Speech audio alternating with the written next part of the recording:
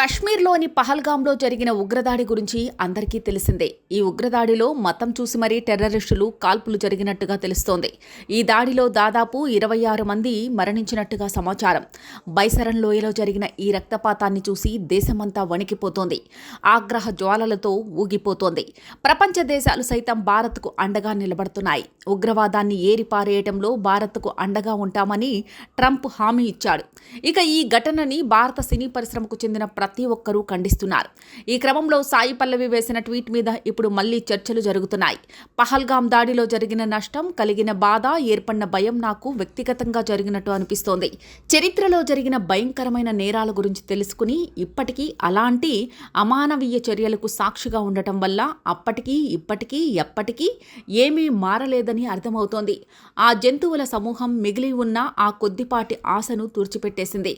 కుటుంబంతో జ్ఞాపకాలను సృష్టించుకునే మనస్తత్వం నుండి మీ కుటుంబం వధించబడటం చూడడంతో ఇది నన్ను మన మూలాల్ని ప్రశ్నించేలా చేస్తోంది.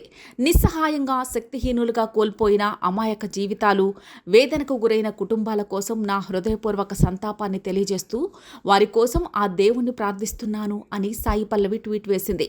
ఈ దాడి ఎలా జరిగింది, ఎవరిని టార్గెట్ చేసి దాడి చేశారన్నది అందరికీ తెలిసిందే. అయితే ఇంకా టెర్రరిజానికి మతం లేదని వాదిస్తారా అంటూ సోషల్ మీడియా సమాజం ప్రశ్నిస్తోంది. గతంలో సాయి పల్లవి మన ఆర్బీ మీద చేసిన కామెంట్లని మళ్లీ పైకి తీస్తున్నారు. అప్పుడు కాశ్మీర్ పండితుల మీద జరిగింది, గోవుల పేరిట చేసే వాటిని రెండింటినీ ఒకే ఘాటికి కట్టింది సాయి పల్లవి. ఇక అంతేకాకుండా మన ఆర్మీ పాకిస్తాన్ వాళ్ళకి టెర్రరిస్టులుగా కనిపిస్తుందంటూ ఓ పిచ్చి ఉదాహరణ కూడా చెప్పింది. దీంతో సాయి పల్లవి మీద అన్ని వైపుల నుంచి ఆగ్రహ జ్వాలలు వెల్లువెత్తాయి. కానీ చివరకు తాను చెప్పదలుచుకున్నది ఇదే అంటూ సాయి పల్లవి వీడియోని కూడా షేర్ చేసింది. హింస ఎక్కడ జరిగినా హింసే అని, ఒకరిని చంపే హక్కు ఎవరికీ లేదని సాయి పల్లవి చెప్పుకొచ్చింది. ఇక ప్రస్తుతం సాయి పల్లవి ఈ ఉగ్రదాడి మీద స్పందించడంతో నెటిజన్లు పాత వీడియోని పైకి తీసి ఇప్పుడు కూడా ఇదే మాటలు చెబుతావా అని ప్రశ్నిస్తున్నారు.